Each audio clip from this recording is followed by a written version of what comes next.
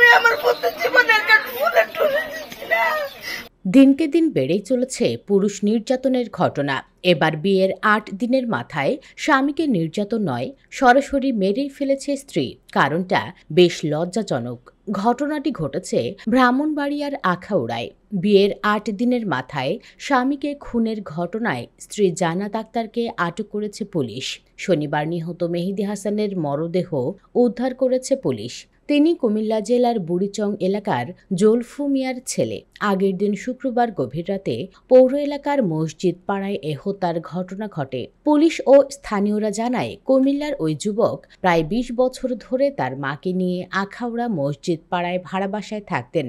গত ৯ মে পারিবারিকভাবে আখাউড়া পৌর শহরের মসজিদ পাড়ার আল আমিনের মেয়ে জান্নাত আক্তারের সঙ্গে বিয়ে হয় মেহেদীর। তবে বিয়ের পর থেকে স্বামীকে মেনে নিতে পারছিলেন না জান্নাত। শুক্রবার রাত ১০টার দিকে মেহেদী হাসান রাতের খাবার খেয়ে ঘুমিয়ে পড়েন।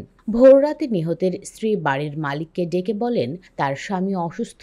বাড়ির মালিক ও স্থানীয় লোকজন গিয়ে দেখেন মেহেদী হাসান ঘরের মেঝেতে অচেতন অবস্থায় পড়ে আছেন। তাকে উদ্ধার করে আখাউড়া উপজেলা স্বাস্থ্য কমপ্লেক্সে নিয়ে গেলে চিকিৎসক মৃত ঘোষণা করেন। আখাউড়া থানার ভারপ্রাপ্ত কর্মকর্তা মোহাম্মদ ছমিউদ্দিন জানান, গত ৯ মে তাদের বিয়ে হয়। আরেকটি ছেলের সঙ্গে মেয়েটির প্রেমের সম্পর্ক ছিল। এ কারণে স্বামীকে মেনে নিতে পারছিলেন না। এদিকে বিয়ের পর স্বামী বেশি বেশি শারীরিক সম্পর্ক করলে সেটি ওই নববধূ মেনে নিতে পারছিলেন না। শুক্রবার রাতে একাধিকবার শারীরিক সম্পর্কে আপত্তি জানান জান্নাত। এতে স্বামী রাজি না হলে কৌশলে তাকে ঘুমের ওষুধ খাওয়ান, পরে বালিশ চাপা দিয়ে হত্যা করেন। প্রাথমিক জিজ্ঞাসাবাদে অভিযুক্ত জান্নাত হত্যার কথা স্বীকার করে এই দুটি কারণ বলেছেন। পরে পুলিশ তাকে আটক করে। এই ঘটনায় এলাকায় তো বটেই, গোটা দেশে বেশ আলোড়ন পড়ে গিয়েছে। তাতে নানান জনে নানান মন্তব্য করছেন। বিশেষ করে হাদিস শরীফের কথা বলা হচ্ছে। হাদিসে এ ব্যাপারে কঠোর হুঁশিয়ারি এসেছে। স্বামী সহবাসের জন্য স্ত্রীকে ডাকলে স্ত্রী যদি কোনো কারণ ছাড়াই অমত করে, মালাইকা অর্থাৎ ফেরেশতা সেই স্ত্রীর ওপরে সকাল পর্যন্ত অভিশাপ দিতে থাকে।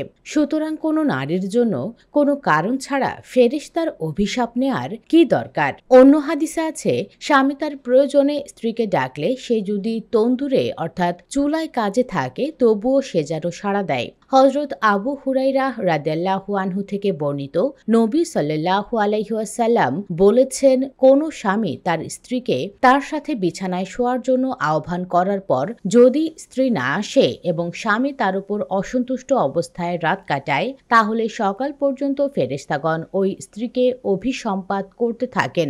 সুনানে আবু দাউদ 2141। হযরত তলক ইবনু আলী রাদিয়াল্লাহু আনহু থেকে বর্ণিত, তিনি বলেন, রাসূলুল্লাহ সাল্লাল্লাহু আলাইহি ওয়াসাল্লাম বলেছেন, কোন লোক তার স্ত্রীকে নিজ প্রয়োজন পূরণের উদ্দেশ্যে ডাকলে সে যেন সাথে সাথে তার নিকট আসে, এমনকি সে চুলার উপর রান্না বান্না কাজে ব্যস্ত থাকলেও। জামে আত তিরমিজি 1107। তবে তাই বলে কেবল পুরুষের পক্ষের হাদিস করলে হবে না, নারীদের পক্ষেও অনেক হাদিস আছে। নারীদের মন মানসিকতা ও পরিস্থিতিও বিবেচনা করতে হবে। তবে ব্রাহ্মণবাড়িয়ার এই ঘটনায় স্পষ্ট যে এখানে স্ত্রীর দোষ, কারণ সে তার প্রেমিকের কারণে স্বামীকে মেরে ফেলেছে। আর স্বামীর অতিরিক্ত চাহিদার বিষয়টি তার শুরুতে মেনে নেওয়া কিংবা বোঝানো উচিত ছিল। আপনি কি বলেন দর্শক? কমেন্টে জানাতে পারেন মতামত। আর অবশ্যই ভিডিওটি লাইক, শেয়ার ও চ্যানেলটি সাবস্ক্রাইব করুন। ধন্যবাদ।